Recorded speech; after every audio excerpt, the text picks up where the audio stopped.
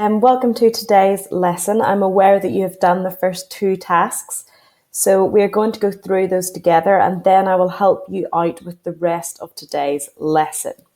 So if you follow along with the PowerPoint, as you can see, today we are looking at this idea of tolerance. The first thing we're going to do is go through the do now questions that you did at the start of this lesson.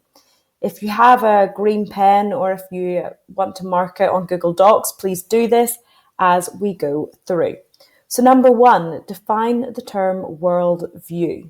We've spent the last few lessons looking at world views. And a worldview is literally just the way that someone sees the world. So you could define it as beliefs that you hold that make you see the world in a certain way. Some of you may have given examples such as a theist worldview or a secular worldview. Well done if you did that. Secondly, explain how someone's worldview might affect their life. So, how might your worldview affect how you live every day? Someone's worldview might affect their life because what you believe causes you to take certain actions.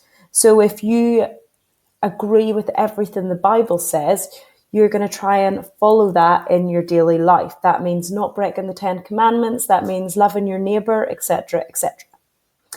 Then number three, slightly trickier, suggest two different forms of truth.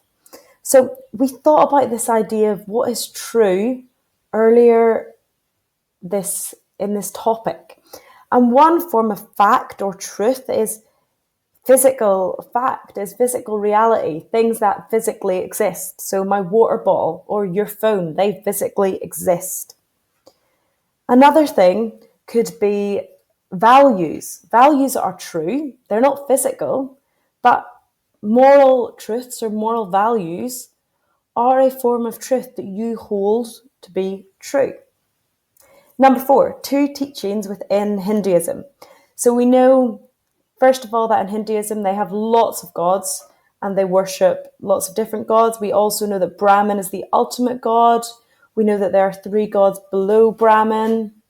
Anything like that is fine. And then number five, polytheism. Polytheism, believing in many gods. So Hinduism is a polytheistic religion. So now we're going to move on to look at world tolerance and what it actually is. So you have already carried out this task where you had these three definitions and you had to decide which one you think best describes the word tolerance. I'm going to give you the answer to the one I think is the most accurate description and explain to you why that might be. First of all, I don't think it can be definition A. Because if tolerance is accepting that all beliefs are true, then there's no space for you to have your own opinions. If everyone believes the same thing, that's not tolerance. Then everyone's the same. There's no tolerance in that. Definition B. Tolerance is not spending time with anyone who disagrees with your opinion. I'm sure you all got that that's not tolerance. If someone disagrees with you and you ignore them, that's not tolerating someone. Definition C.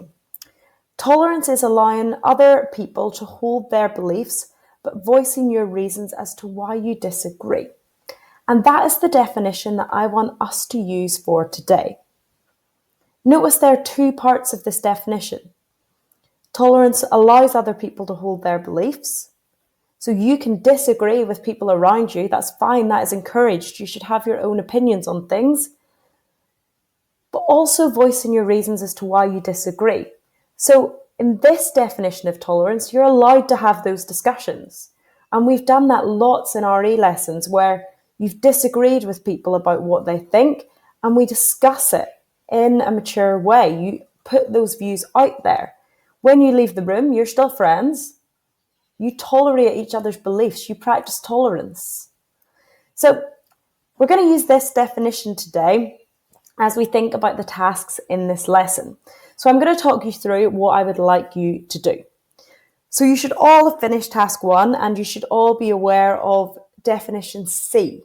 And you should have explained why this is the right definition of tolerance. We're going to move on to task 2 then. And here you have 3 quotes from 3 famous people on tolerance. I want you to choose 2 of these quotes and copy them either into your Google Doc or into your book and explain what they mean. So what do they show you about tolerance?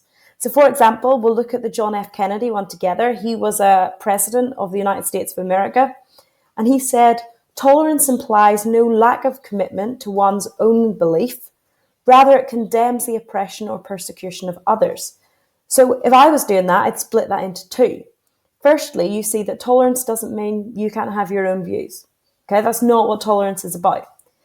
Secondly, I would draw another little line out and say this second bit, rather it condemns the oppression or persecution of others, that shows why tolerance is so important, because it gives people freedom. If people are allowed to express their view, that gives them freedom.